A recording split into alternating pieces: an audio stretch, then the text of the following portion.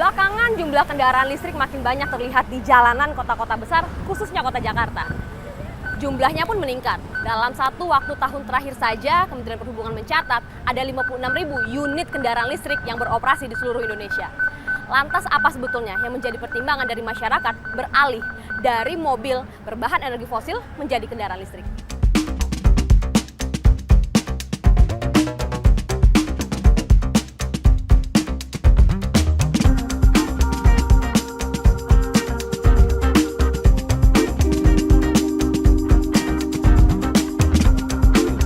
Paling enggak aku mulai dari sekarang lah untuk anak-anak kita ke depan. Ya paling jangan gimana, ya kita convert dulu pelan-pelan listrik. Jauh lebih efisien, nggak menyebabkan polusi gitu kan. Ya harus cepat-cepat perbanyak mobil listrik ini. Ternyata selain kontribusi kepada lingkungan, efisiensi juga menjadi salah satu pertimbangan masyarakat beralih ke mobil listrik. Mari kita bandingkan bagaimana perbandingan antara mobil berbahan bakar fosil juga dengan mobil listrik. Kalau BBM yang dibanderol seharga 12.400 per liternya ini bisa menempuh jarak hingga rata-rata 10 km.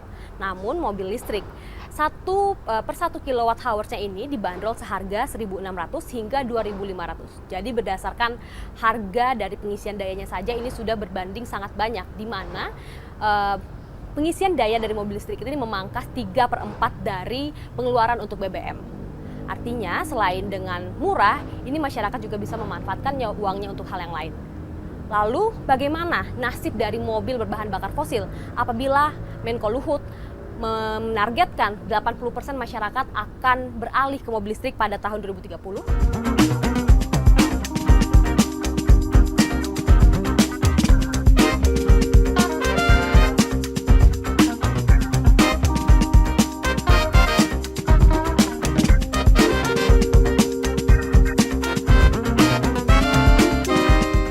Ya, jadi ada dua pendekatan untuk menghitungnya.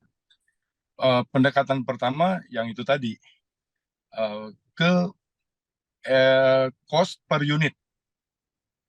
Tapi ada juga orang yang menggunakan pendekatan the whole ecosystem.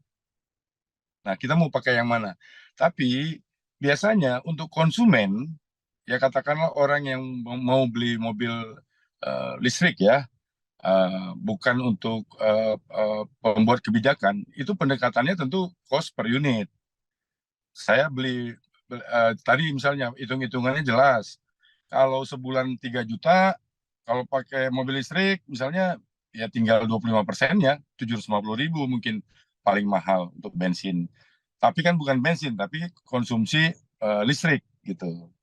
Nah, itu ya, itu udah proven bahwa untuk running cost istilahnya ya, untuk biaya harian itu hanya 25% rata-rata ketimbang mobil konvensional yang masih menggunakan bahan bakar fosil. Itu iya. Begitu juga dengan pemeliharaan. Nah, mobil listrik ini jumlah komponennya itu juga hanya kurang lebih 25-30% dari komponen mobil konvensional.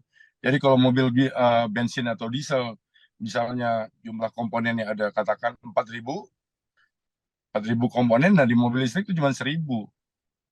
Nah, itu otomatis juga biaya perawatannya dan baik rutin maupun berkala itu juga jauh lebih murah. Misalnya apa? Kalau mobil konvensional harus ganti oli toh, 85.000 atau 10.000. Nah, mobil listrik kan nggak pakai oli. Jadi kita nggak perlu ganti oli. Paling-paling pemeriksaan. Ingat pemeriksaan aja. Jadi pengecekan per 6 bulan atau bahkan setahun sekali. Kalaupun ada pergantian yang fast moving, yang wajib ganti, misalnya ban. Ban kan 2-3 tahun sekali. Sama dengan mobil biasa. Begitu juga yang lain-lain lah, begitu. Brake pad ya, yang fast moving lah sifatnya. Nah, tapi komponen mesin itu banyak sekali yang berkurang untuk di maintenance, untuk dipelihara atau diganti gitu. Nah, jadi efisiensinya dapat dua nih. Pada saat menjalankan bensin irit, maksudnya nggak pakai bensin, biaya untuk listriknya juga murah, dan biaya pemeliharaannya. Plus kalau pemerintah masih meneruskan kebijakan ini, kan pajaknya juga disubsidi. Gitu. Nah, sekarang mobil listrik paling-paling 1 jutaan. Dengan harga yang sama, mobil konvensional itu bisa di atas 10 juta kan pajaknya, gitu. Nah, kalau pendekatannya cost per unit, ya begitu. Nah, tapi tadi ada yang saya bilang tuh yang orang yang melihat ekosistem. Nah, dalam jangka panjang banyak yang berargumen belum tentu juga lebih irit. Malah ada yang bilang lebih boros gitu. Karena apa? Karena listrik yang kita gunakan masih menggunakan bahan bakar fosil juga kan. Mendorong penggunaan mobil listrik bisa jadi tidak hanya berkontribusi baik bagi bumi kita, tapi juga bagi kantong kita. Jangan hanya karena ikut-ikutan ataupun FOMO bahasa anak sekarang. Kita lupa ada satu hal yang lebih penting, yakni membangun ekosistem dari kendaraan listrik itu sendiri. Tim Liputan Kompas TV, Jakarta.